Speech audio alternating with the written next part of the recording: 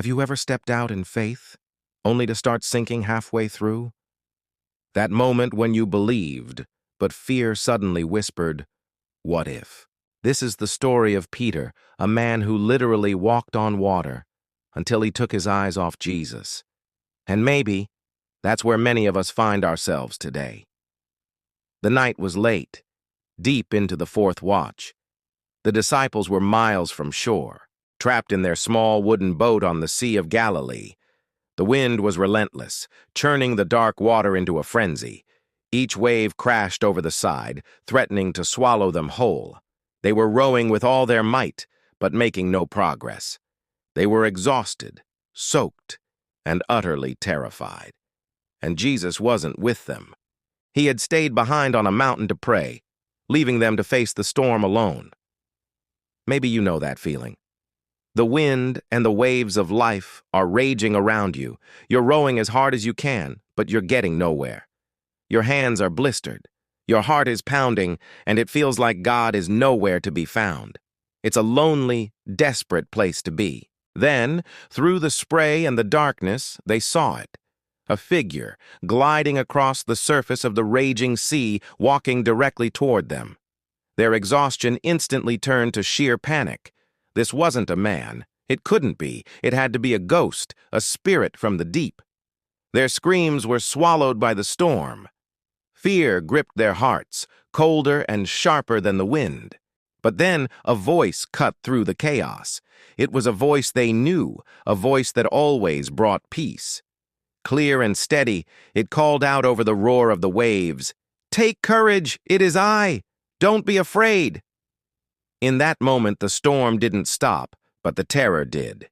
His voice didn't calm the sea, but it calmed their souls. His presence changed everything, even while the chaos continued.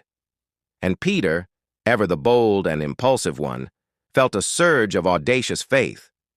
He yelled out across the water, "Lord, if it's you, tell me to come to you on the water."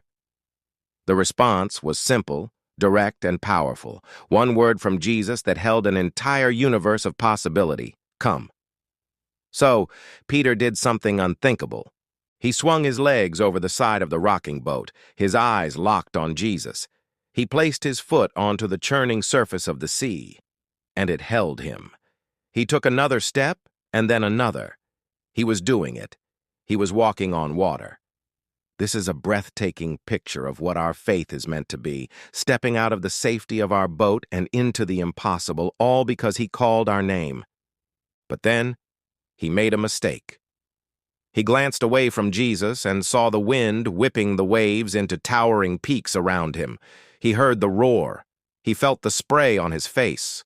And in that instant, the reality of his situation crashed down on him. Fear took over. And as his focus shifted from the master of the storm to the storm itself, he began to sink. Doubt is heavy. It pulls us under, fills our lungs with the very chaos we were just walking above. As the cold water rose around him, Peter did the only thing he could. He cried out, his voice choked with desperation, "Lord, save me!" Immediately, before he could sink any further, a strong hand gripped his. Jesus reached out and pulled him up. His grace was faster than Peter's fear. His rescue was more immediate than Peter's failure. Even when our faith falters, he is right there to catch us. As Jesus and a soaking wet Peter climbed back into the boat, something incredible happened. The wind died down, the waves grew still. The entire sea became as calm as glass, reflecting the first light of dawn. The storm was over. Instantly, the other disciples who had watched this entire scene unfold in stunned silence fell to their knees in worship. Their fear was gone, replaced by overwhelming awe. "Truly," they whispered, their voices filled with reverence, "you are the Son of God." The miracle wasn't just that a man walked on water or that a storm was silenced with a word. The true miracle was the lesson learned in the middle of the sea. Our faith doesn't depend on the absence of storms, but on the presence of Jesus. It works, not when our circumstances are perfect, but when our focus is on Him. Keep walking, Keep believing. Keep keeping your eyes on Him.